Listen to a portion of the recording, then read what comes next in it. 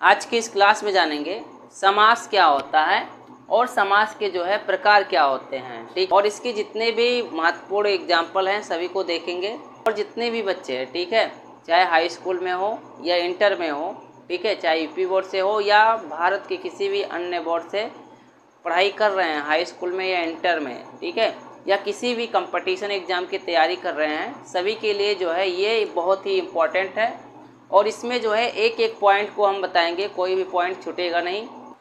अब देखो समास क्या होता है, तो समास का अर्थ है संक्षिप्तीकरण, ठीक है, यानी दो या दो से अधिक शब्दों को मिलाकर एक नया सार्थक और छोटा शब्द बनाना क्या कहलाता है, समास कहलाता है, ठीक है। संक्षिप्तीकरण का मतलब क्या होता है कि दो या दो से अधिक शब्दों को, ठीक है, मिलाकर एक छोटा सा शब्द बना देना क्या कहलाता है, समास कहलाता है।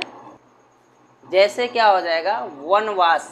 अब देखो इसमें क्या हो जाएगा, वन और वास दोनों को मिलाकर क्या बना, वनवास, तो ये क्या हो जाएगा, समास हो जाएगा।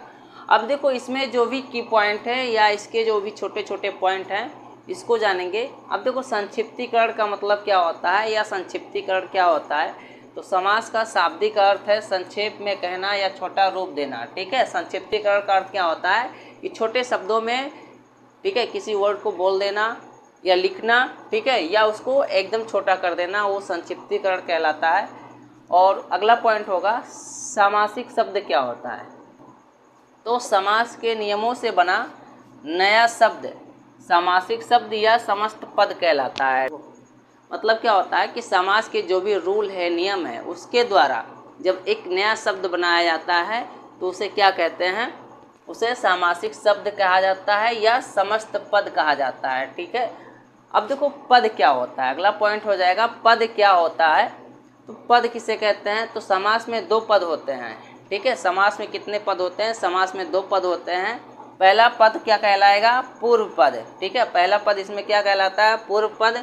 और दूसरा पद क्या कहलाता है, उत्तर पद, ठीक है। इसमें दो पद होते हैं, पहला पद जो है पूर्व पद कहलाता है और दूसरा पद क्या कहलाता है, उत्तर पद कहलाता है, ठीक। अब देखो समास विग्रह क्या होता है, अगला पॉइंट होगा समास विग्रह क्या होता है। तो समस्त पद को अलग अलग करके उसके संबंधों को स्पष्ट करना क्या कहलाता है, समास विग्रह कहलाता है, ठीक है। मतलब जो भी समस्त पद होते हैं उसको अलग अलग कर दिया जाता है, ठीक है, और उसके संबंधों को क्लियर कर दिया जाता है कि उन दोनों के बीच क्या संबंध है, क्या रिलेशन है, तो वही क्या कहलाता है, समास विग्रह कहलाता है।